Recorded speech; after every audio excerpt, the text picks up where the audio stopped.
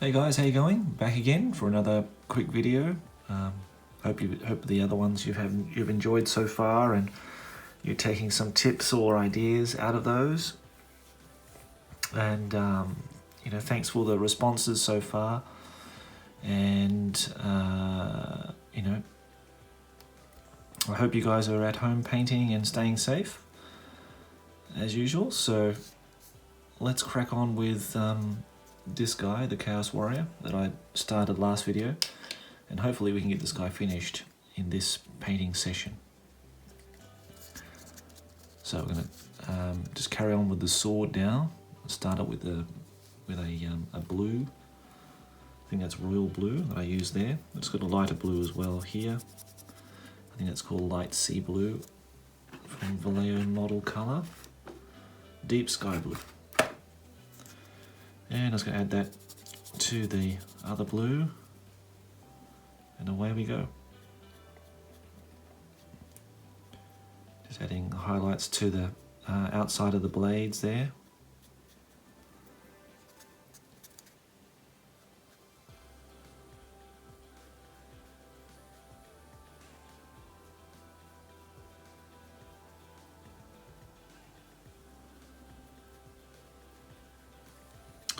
And in future, I'll try to keep the videos to about a 30-minute cap on the time. Just that last time I had a lot of trouble trying to save it to my phone. The last video I edited because of space. So the 1 hour videos are quite long.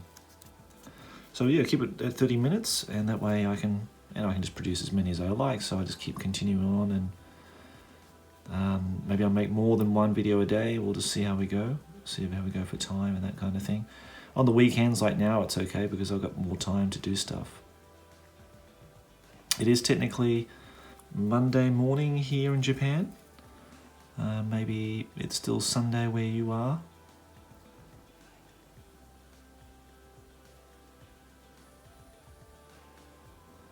And just carrying on from last video with Dan's questions. I think Dan had a couple other questions that I didn't answer about one being, am I into historical war games or miniatures or anything like that? To be honest, I'm not, but I do have Test of Honor now. I recently picked it up, me and a local guy here, Rob, as he's new to wargaming and he likes more of the historical based war games. We thought we'd jump into that, and as that's always tweaked my interest, having living in Japan and liking the idea of samurai and all that kind of thing, and that sort of Japanese military history. We thought we'd give that a go. We haven't actually had a game of it yet, but we've got the miniatures, we've got the terrain, we've got the rules and everything. Luckily, we got it before the whole COVID thing situation happened. So we've got everything. We just need to get stuff painted and on the table and start playing it. So I'm excited to do that as for a historical game. Other than that, I think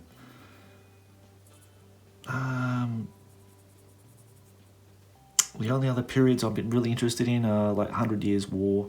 I've got Joan of Arc, the board game, and you can play it. I actually enjoy the historical side of that more than the fantasy element of the game. So, playing something like that in either 15 or 20 or 28 mil on the tabletop would be interesting for me. Napoleonics and that kind of thing just don't interest me at all. To be honest, it's never ever struck a chord with me.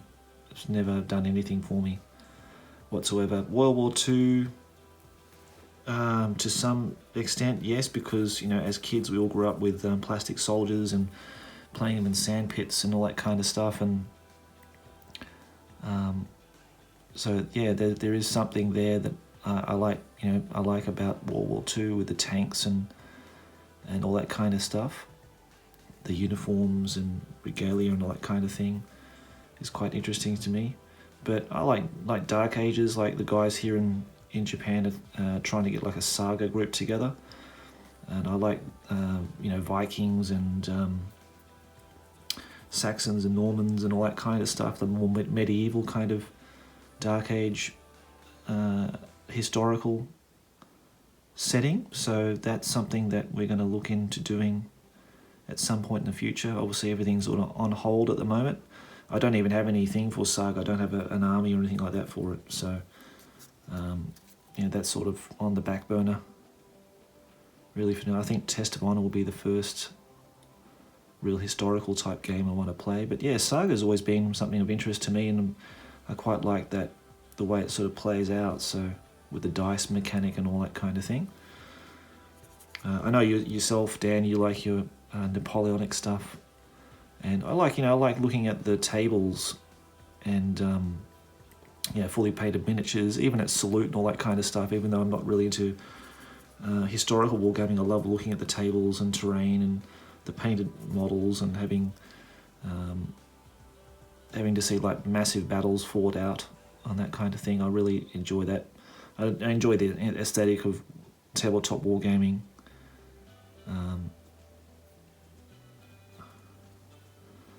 So yeah, hopefully in the future we'll get some the Test of Honor version 2 on the tabletop, because it looks like a really cool game, and I like the idea that you have all these Ronin type characters like the Akira Kurosawa movies. That really interests me a lot. So, and let's see, what was the other question you asked me as well? You asked me about historical stuff. What was the other one?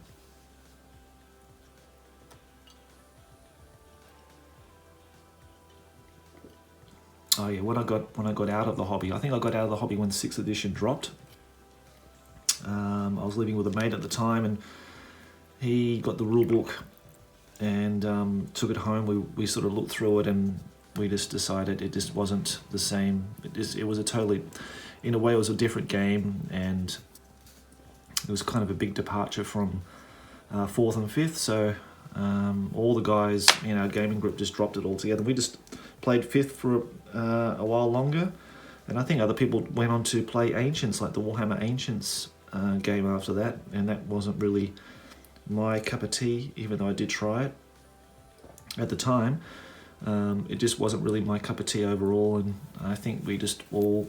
I went on to go on to with the Rackham miniatures after that, the whole Rackham confrontation line of miniatures, when that sort of dropped and hit and became like a big sensation here. I really got onto that, and just never went back to Games Workshop stuff after that, not for many years later.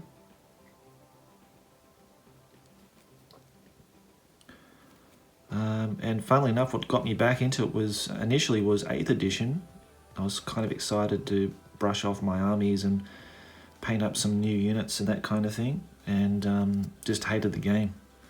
So then I just stopped playing it after that, because I totally missed out on 6th and 7th edition.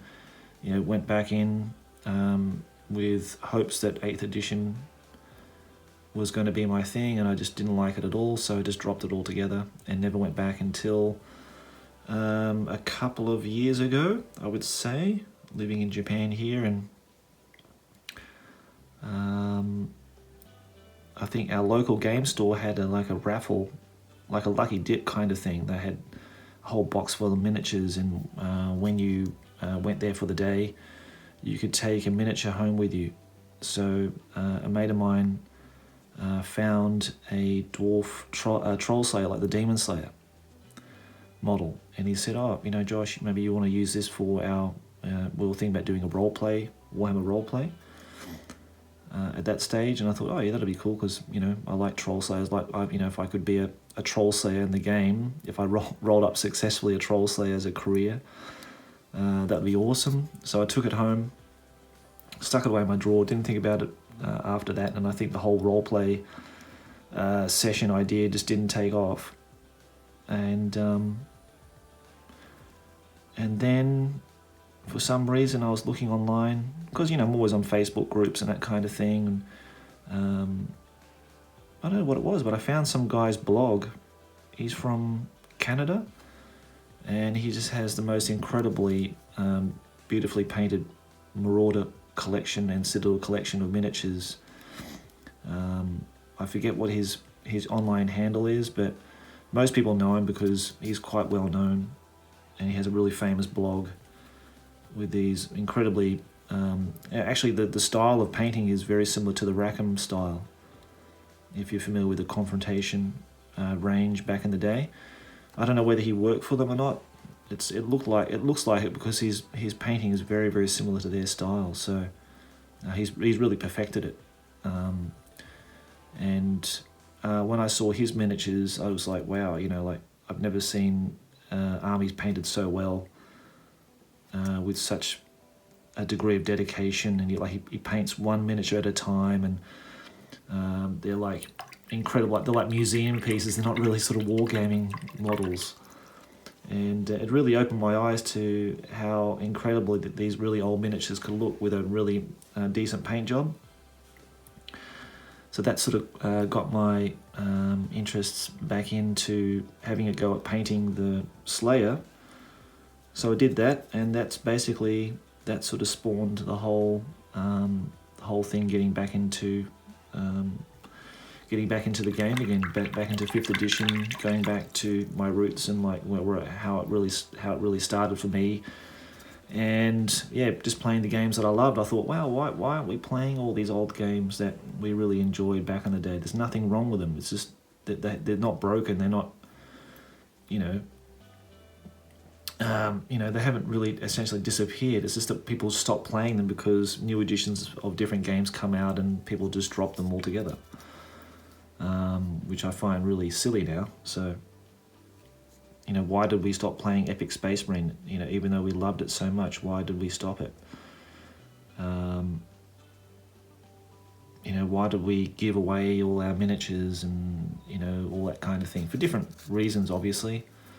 But, that's what really spurred me into getting all my stuff back again and playing all the games that I love to play. And even if I don't play them, I'm just really enjoying going back and collecting all the miniatures that I had or didn't have, things that I wanted to have, and I just didn't have the opportunity of getting them then. And now I've got a new sort of lease on life. I'm getting stuff that was maybe unattainable at the time.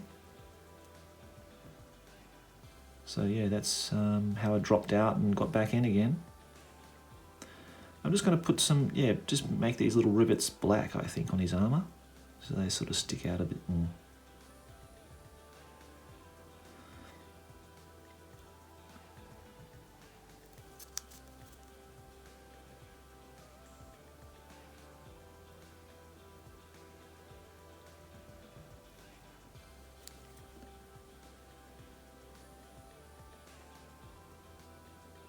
And I hope you enjoyed looking at that amazing Orc and Goblin army that of the photographs that I put up at the end of the last video. I found some more photographs of other painters and other guys on Facebook that I'll post up at the end of this video, and keep that as a continual theme. It's those guys out there, like the story I had with the that French gentleman with his collection of Marauder and Citadel miniatures, that sort of inspired me to get back into it. Hopefully those photographs will inspire other people to maybe start new projects or pick up old projects.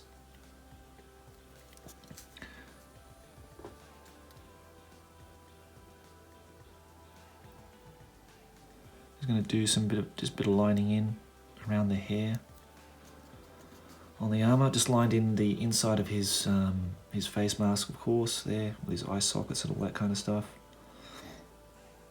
Now his skin colour, what am I going to do for that? I think I might just have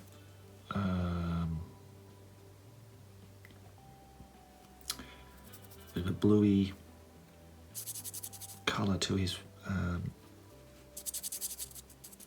skin tone, I think. So I'm just adding that with the green-grey as a base.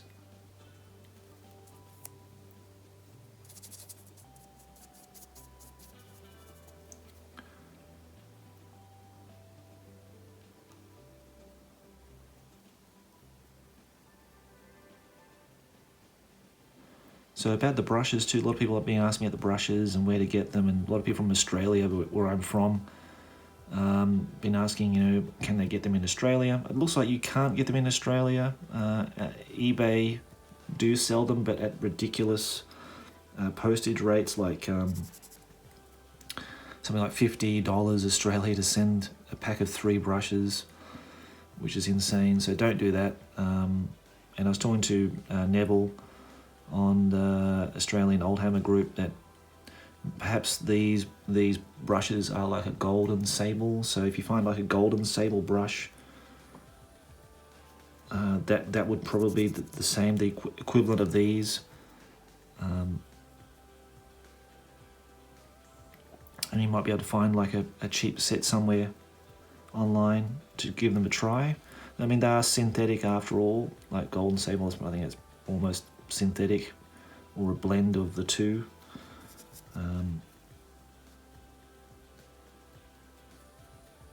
So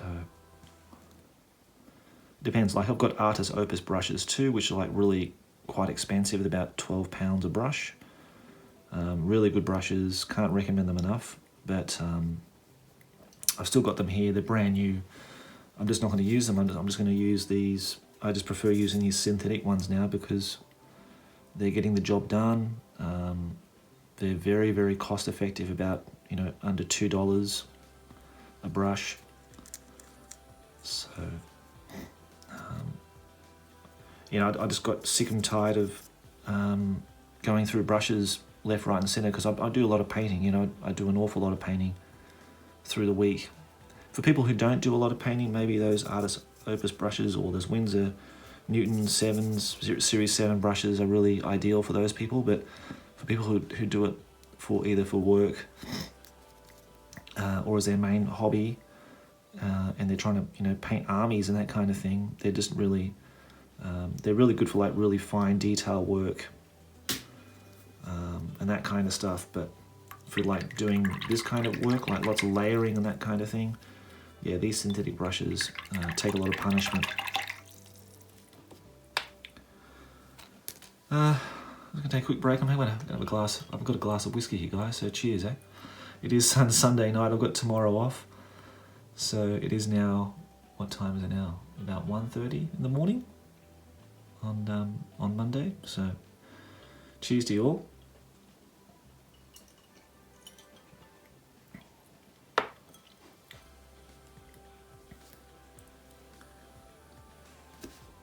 Now,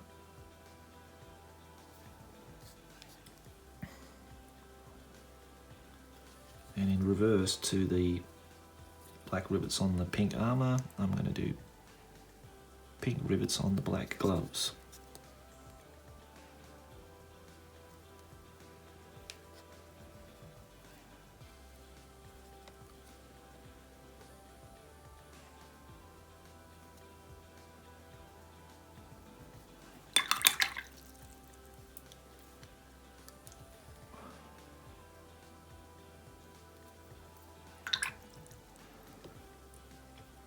Now, the armour that we did yesterday, I'm going to take some of that ivory and start highlighting that up.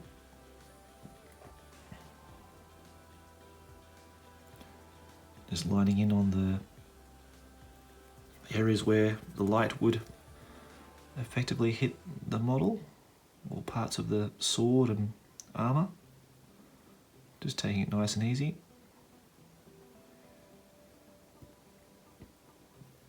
You could dry brush that, like wet dry brush it if you needed to, but it's always good to just line things in.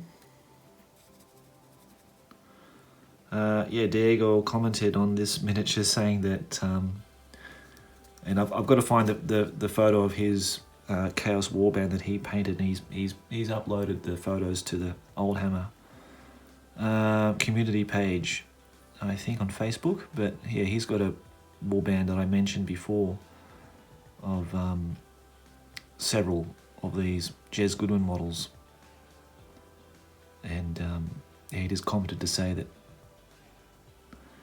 yeah, nice vid, but you know, he hates it that it's painted pink and not in corn colours. So, but yeah, my response to that was that, you know, well, he's all pretty in pink now, isn't he? I don't know if I could do another corn army, to be honest. I've done them before, and I don't think I could go back again. I'm going to do it for epic, like for epic scale. I do have a large epic army that's sitting in Australia at the moment. That when I get it, I will do.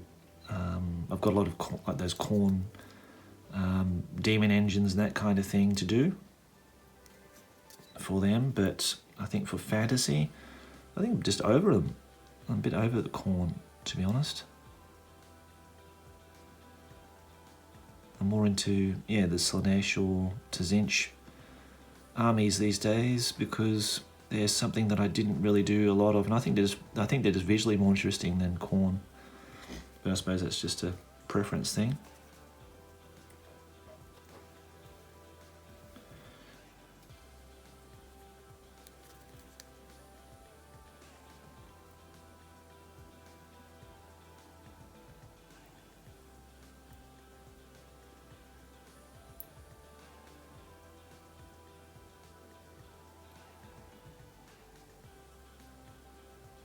So like I always say, keep the comments and questions, definitely the questions coming in, so that I have a chance to answer them in each video. If you think that somebody would maybe appreciate or get a lot of help with painting in these videos, please feel free to share them with friends and in communities. You know, I'm doing this for free, so yeah, if it's helping anybody, then that's great. You know, that's the aim. Okay, now his shoulder pad. It's got all these circular ridges here that we're going to just line in if we can.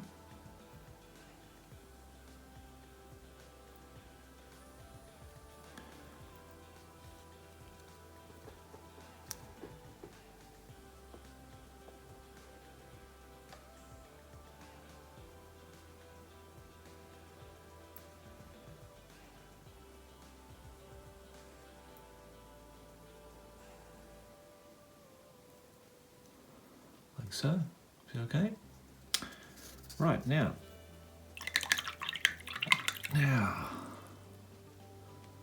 that claw. I'm just going to grab some purple ink.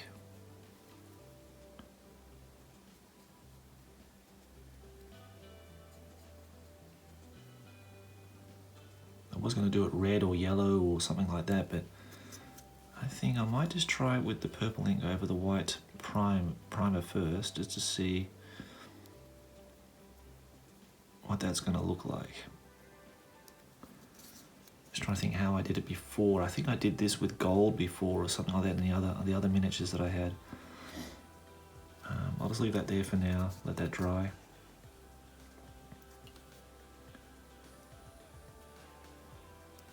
See what we're going to do with that. Now the flesh tone on his leggings. I was going to use some of that light blue. What's it called again? I keep forgetting all these names. There's so many names. Pale blue.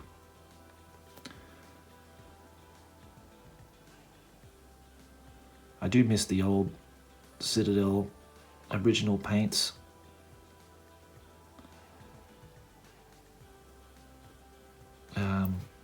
There were far few less of them, and you know, less names to remember, and those names sort of stuck in your head after a while. There's iconic names like Bad Moon Yellow and Sunburst Red, and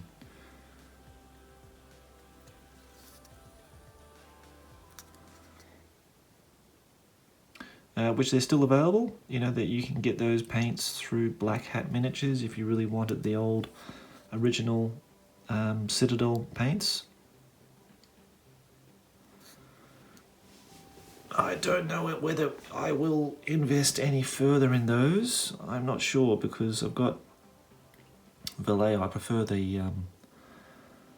those dropper bottle types to the flip top ones, and you know I've got a rack now that suits that size of bottle, so I don't know if I would really want to invest in a whole new paint range as yet, but maybe a few colours here and there. I've got the Goblin Green. Yeah, maybe a few other colours would be good. Okay, so that's the first one. I'm just going to grab some white. Actually, well, I'll just do some ivory. Maybe I'll just do some ivory. Yeah, that'd be ivory would be just fine, I think. And I'm just going to do a final highlight there on his skin.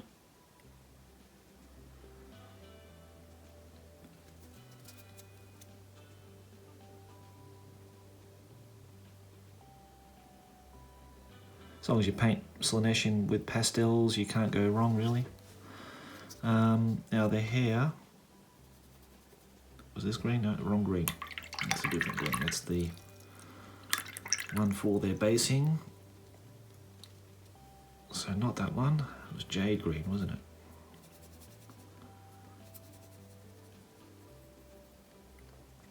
Now this is a wet palette I'm using for people who may be wondering. It is an everlasting wet palette from Redgrass Games, I think it's called, that company. Yeah, it's not a bad palette. I mean, people always ask me whether it would be worth investing in one. I think the paper, the hydration sheets, and the foam, for sure, absolutely 100%. The actual wet palette itself, I don't like the lid. I just don't like the design of the lid. I just don't think it's difficult to seal shut. I prefer those ones that clip down and lock down. You're better off just getting something of the same size, either the Studio XL or this one is like the regular sized, you know, like a Tupperware case or something like that, and just use the foam and the paper, and you're away. It's a lot cheaper. Nothing against Redgrass's products. It's just that their hydration sheets and the foam are brilliant. The actual wet palette itself, to be honest, is not that great, but it's certainly not bad. It just has a few, I think, a few design flaws that they could, you know, probably address in the future with another Kickstarter, which I imagine that they will do.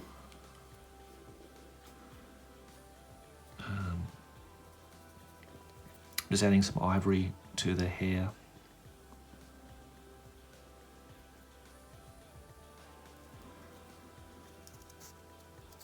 Okay, we're coming to the 30-minute mark.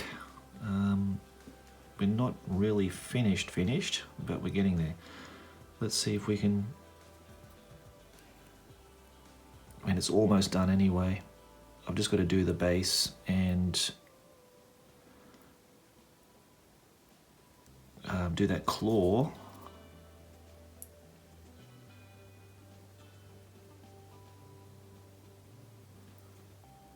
And just do some other details and touch-ups here and there, but effectively it's pretty much done.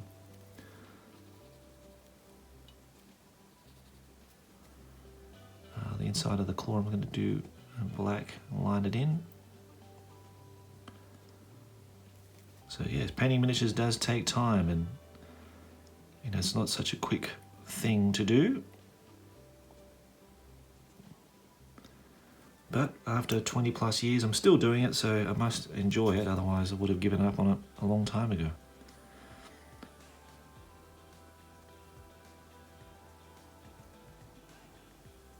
Now, coming up on the channel, I will be painting banners.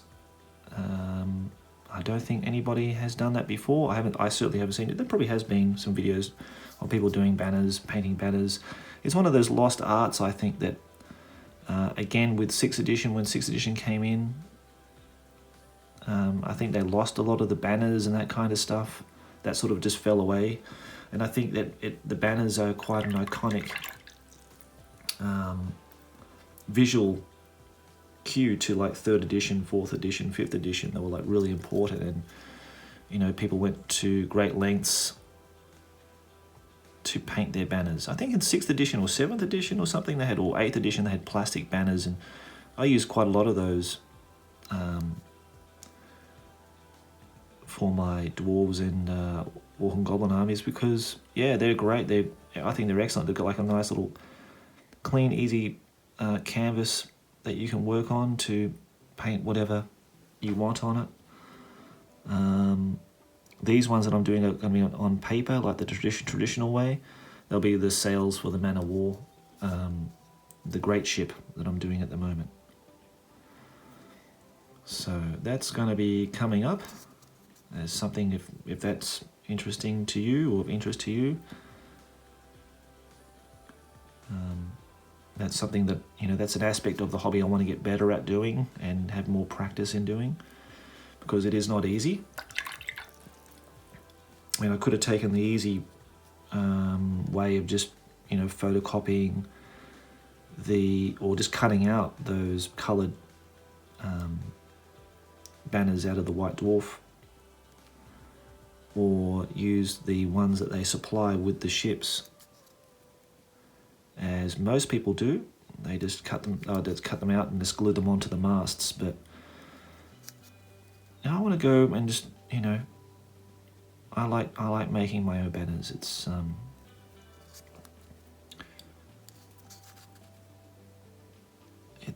just all part of the completionist in me. I think that if I didn't do it, I just wouldn't be 100% happy with it, and I'll have to go back and rip them off and do them again. And you know, all my banners haven't been successful. I think it just takes time and practice. It's very different from, in some regards, to miniature painting, because you have to actually paint a two-dimensional image in a very small space. So it can be really challenging in that sense. But that'll be coming up in another video.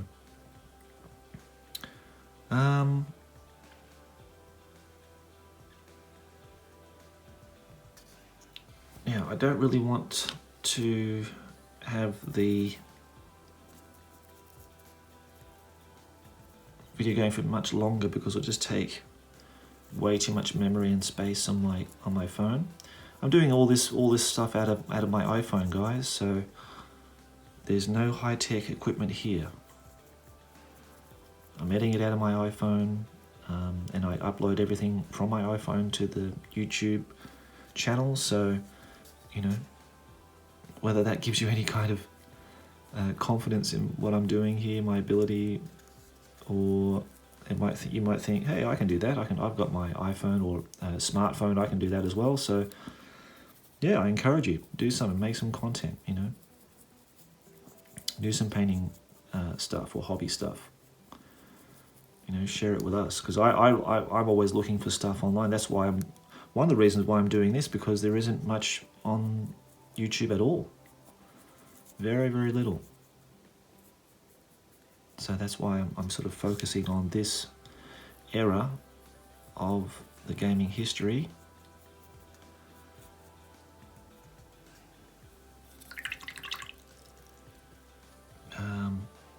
Especially 3rd edition, there's almost nothing out there for 3rd edition.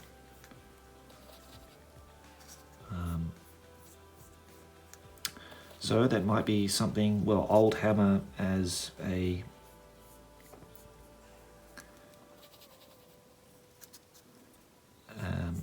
era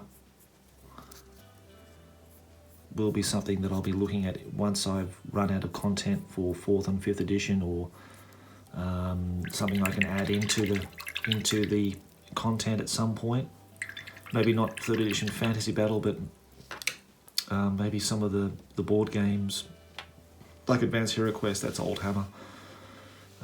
They'll be featuring at some point. Space Marine effectively is Old Hammer. So that's definitely going to be featuring in here. So I've got some Old Hammer content anyway on the way or in the pipeline.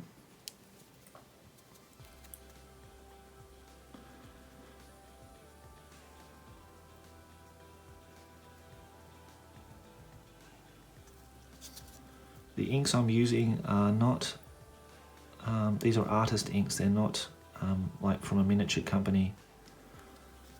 These are from, I think they're FM.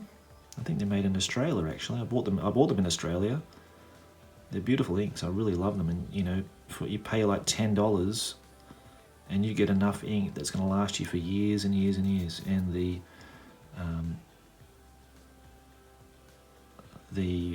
level of concentration or the pigment in the inks are much higher than the ones that I found in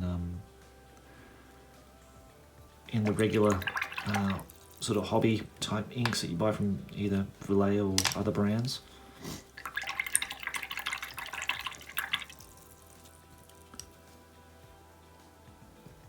Okay, I think we could get this done. Oh, there's a hair on my palette. It's good, isn't it? I'll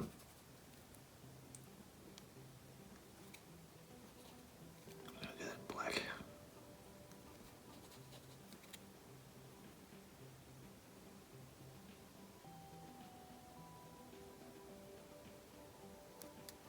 Some kind of strange leg armor or some kind of decoration on his leg. It's quite weird.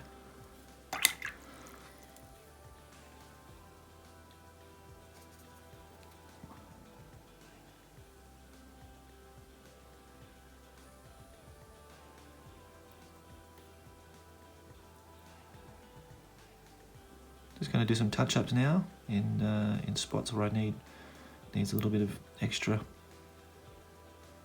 highlighting or what have you.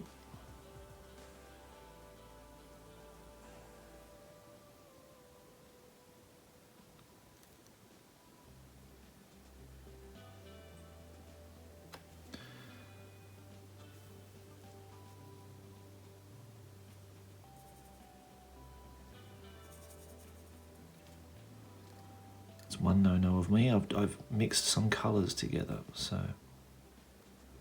that's a bad habit. Otherwise I'd infect the paint and you'd get green on your pink and other places, so yeah, don't do that. That's not a good habit to get into.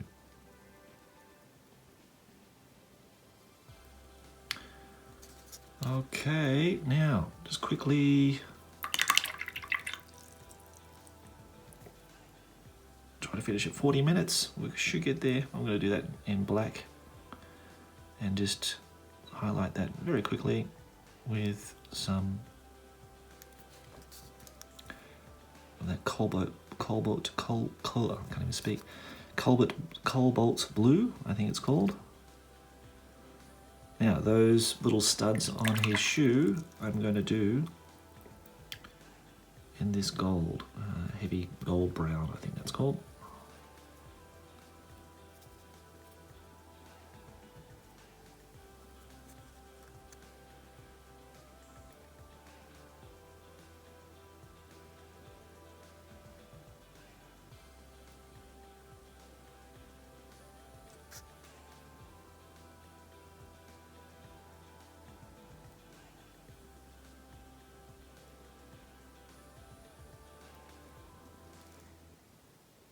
Someone posted on the, I think it's the Old Hammer group today about poor guy's got really shaky hands. So I don't think he normally suffered from the shaky hands, and so he was wondering whether it sort of happened after the coronavirus thing started. So I don't know whether that's related to it or not, or after he'd done some gardening work. I know that when I do gardening work, like use the lawnmower or something like that, I just can't paint for hours after that, because yeah, it just totally shatters my my nerves in my hands.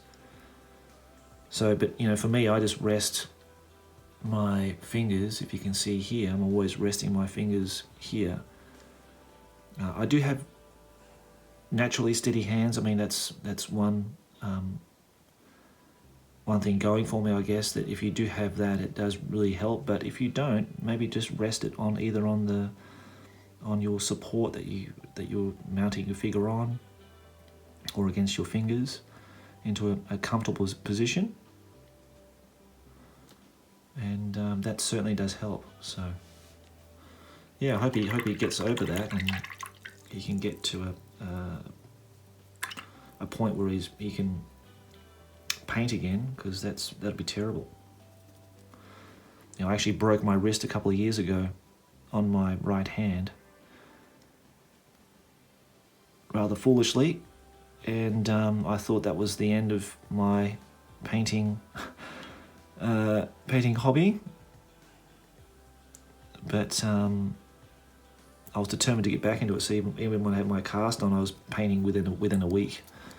I was going to go crazy otherwise. If I couldn't paint, I was just going to go nuts.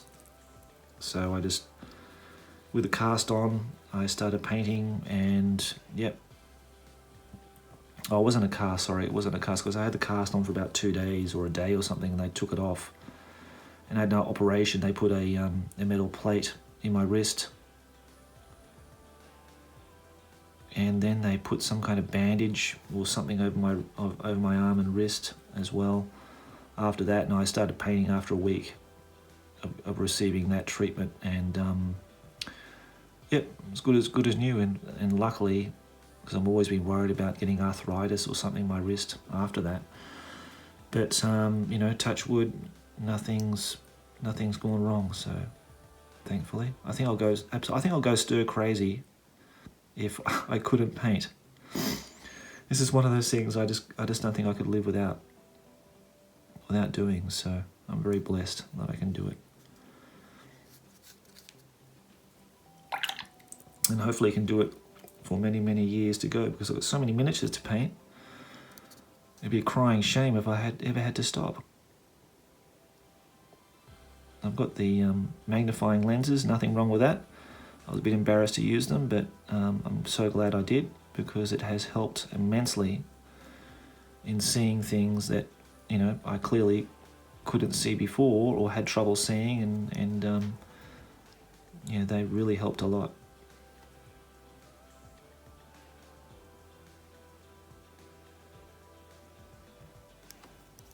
Okay, now I think we're coming to the end, guys. I'm pretty happy with this guy now, how he's turned out. In 43 minutes, my God. I was hoping to get it well under that, but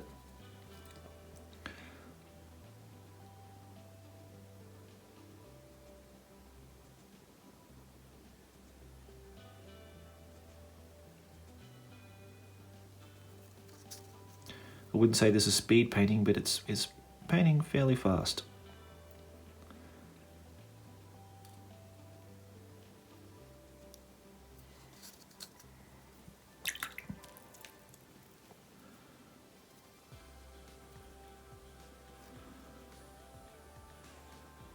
And I don't think I need to say all the time what paint I'm using. I mean, you guys know, you know, seeing the videos, you know what colours I've mentioned before. You can see on the palette, that's why I got the palette underneath here, because that way I think it's very helpful. People can see what's going on and what I'm mixing all the time.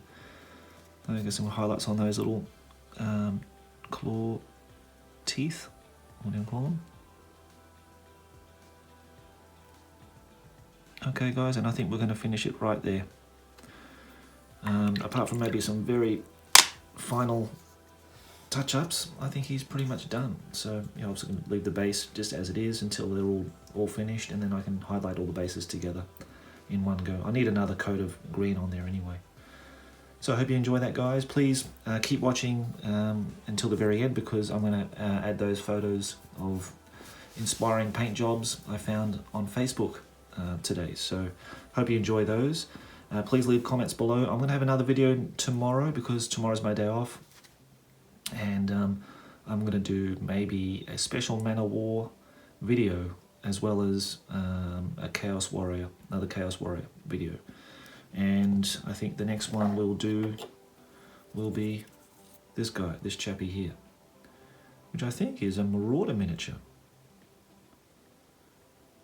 I'm not sure. I think he looks like a Marauder miniature to me. I don't know.